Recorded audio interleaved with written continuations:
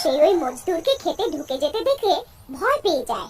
আরে ভাই আমায় সাহায্য করো, এই ক্ষেত আমি নিজের মধ্যে টেনে নিচ্ছে, ভগবানের জন্য আমায় সাহায্য করো। আরে ভাই এটা তো সেই ভূতের ক্ষেতটা। না না ভাই আমি তোমার কোনো সাহায্য করতে পারবো না, যদি আমি তোমাকে বাঁচাতে আসি তাহলে এই ক্ষেতটা আমাকেও নিজের মধ্যে টেনে নেবে। আরে কেউ তো বাঁচাও আমায়, আরে মরে গেলাম, আজ আমি বাঁচবো না, ভাই কেউ তো আমার সাহায্য করো।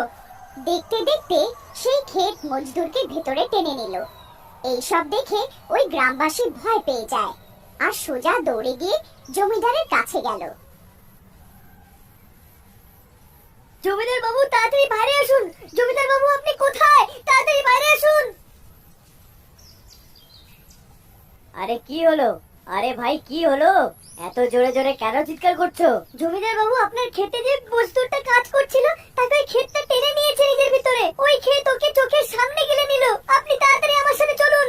হে ভগবান, আমার যেটার ভয় ছিল ঠিক সেটাই হলো।